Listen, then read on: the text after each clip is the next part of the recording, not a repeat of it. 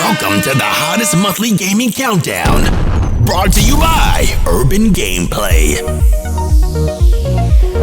Yo, what's good, peeps? It's that time of the month where we reflect over the previous month's hottest games. So let's take a look at my top 5 hottest games of January 2016. Number 5.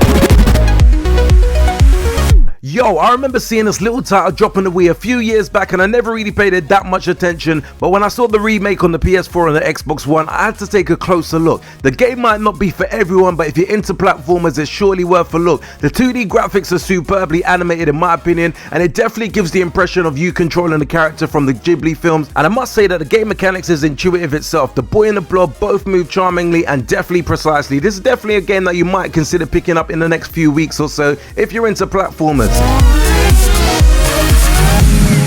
Number 4. Now, I'm not gonna lie, if you follow most of the top gaming sites, then you'll know that this game's been getting slayed left, right and center, and I can't really defend it that much because it's definitely not the best platformer that I've personally played, but at the same time I must say that the game still brings a cool new dimension to the Assassin's Creed franchise. I, for one, am extremely fond of the 2.5D mechanics of the game, which at times brings a 3D feel and look, which makes the game feel quite intuitive at times, which I think is really cool. It reminds me of old school Prince of Persia style of game, and also is a better version of the previous Assassin's Creed Chinese platformer that was released. All in all, I would say it's a decent game, but by far not the best platformer that I've played. But at the same time, if you're thinking of getting this game, maybe it might be worth waiting for the Assassin's Creed Chronicle, which drops this month. Number 3. Now, I for one was excited by this remastered. Even though I'm not the biggest remaster fan on the planet, some games do get a pass. What you get here is 2 amazing survival horror games packed in one, and both are superbly remastered in my opinion. I remember playing Resident Evil 0 back on the GameCube, and the amazing experience is relived on my PlayStation 4. What I really like about this collection is that it stays true to the original style of the Resident Evil games, where now people will kind of say that the current Resident Evil games kind of fall outside of the survival horror category. All in all, this game is definitely worth picking up if you're a Resident Evil fan, or even if you're a fan of survival horror games. This is certainly a really cool remastered game and definitely worthy to be on the list this month. Number 2.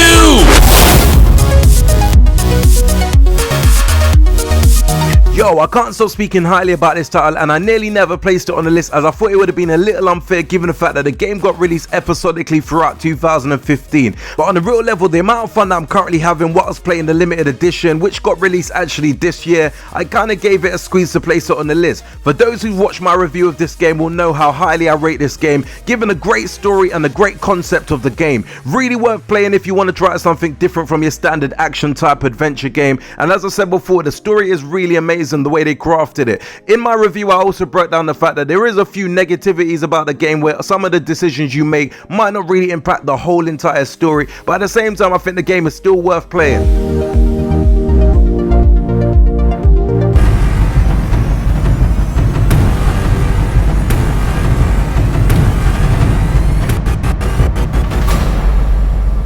Number 1. Okay, if I'm totally honest with you guys, I nearly placed Life as Strange as number 1, but as the game was re-released throughout 2015, as I mentioned, I thought I'd like to give another game a shine, and for me, Lego Avengers is a really cool game that boasts a few hours of fun. I have played this game quite heavily over the weekend in between playing the Division beta, and I feel that after those hours that I placed into this game, I think the game really deserves this position. Now, I'm not gonna lie, when I first played the game, I kind of did have a love-hate relationship with it because at first, I kind of struggled getting into it, and switching between the players was a little bit annoying, and I never really liked the camera angle, but after a couple of hours under my belt, I kind of grew fond of the game, and it's really good game to zone out if you really don't want to take it too seriously. For fans of the Lego games, you'll definitely find some fun here, but if you're not really into the Lego games, I'm not really too sure whether you really appreciate what's going on here. I'll definitely aim to drop an in-depth review for this game, so make sure you look out for that. Anyway, peeps, thanks for taking the time out to watch my top 5 games of January 2016. I will try and keep these videos snappy to enable you to get bite-sized information of the top games released each month, and if possible, I'll definitely try and break down an in-depth review for the hottest games. Not gonna lie, January 2016 was a slow month for games, but in saying that, I'm still playing catch up with some of the hottest games that dropped throughout 2015. Do comment below and let me know your thoughts of some of these games that I've mentioned, and make sure you smash the like button if you enjoyed the content, and until next urban gameplay video, we definitely say peace out, peeps.